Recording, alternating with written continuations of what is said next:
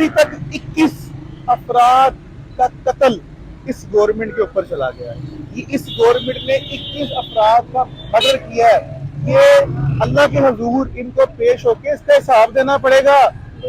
इनको हिसाब देना पड़ेगा कि इन्होंने गरीबों के साथ किया क्या है। आज आज ये देखें, इंडिया हमारे साथ आजाद हुआ। चौधरी मुदस्सिर कंबो मेरा नाम है। TP 160 से मेरा तल्लुक है, लाहौर से। और यहाँ पे अनवर इमरानिया भी अफ्तारी का इस्तेमाल करवा रहे हैं। ये सब ने हमारा कैंप पे, आप भी हमारे कैंप में आके अफ्तारी करें। और जिस तरह ये इम्पोर्टेड शोर भाग रहे हैं, इलेक्शन हो जाने हैं, इनको अपनी शिकस्त नज़र आ रही है।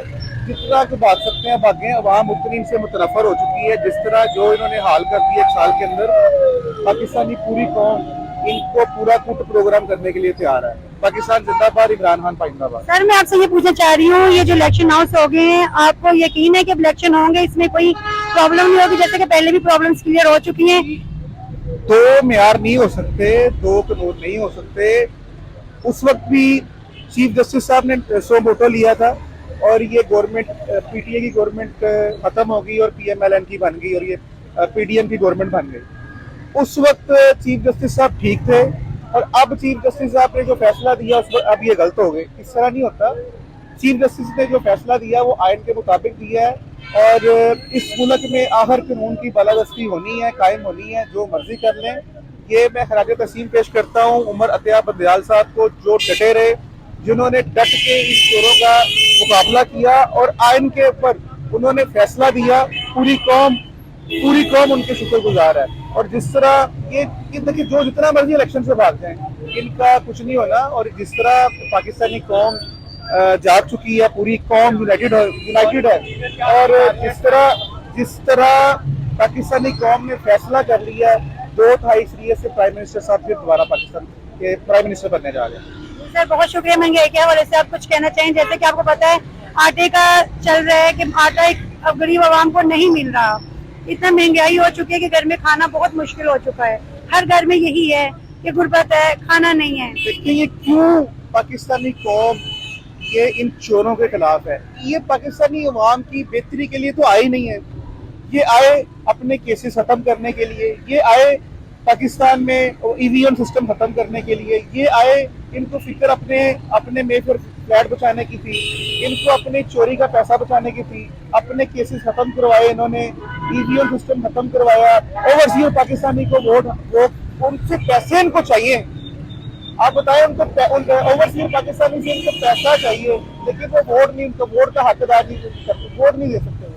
बात यह है कि अब पाकिस्तानी पूरी कौम जाग चुकी है।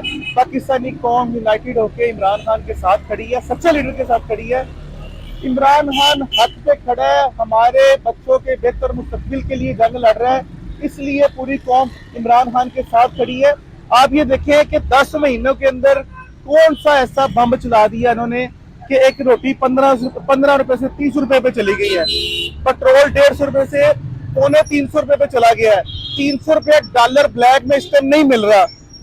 वही डॉलर जो खान साहब की गवर्नमेंट खत्म हुई है 178 रुपए से, अभी ये 300 रुपए पे चला गया। हर चीज, अशिया जरूरियात की हर चीज, गोश्त से लेके दालों तक, इस टाइम दालें भी गरीब आदमी की पहुंच से दूर हो गई है। आटा नहीं मिल रहा। इससे बेहतर था कि सब्सिडी पे आटा देते, कम से कम आटा मिल रहा था लोगों को। अब तो ये लोगों को जो ये बांट रहे हैं, ये तो ये आटा वाले जान बन के लोगों के लिए मौत बन गया है। अभी तक 21 अफराद का कत्ल इस गवर्नमेंट के ऊपर चला गया है। ये इस गवर्नमेंट ने 21 अफराद का मर्डर किया है।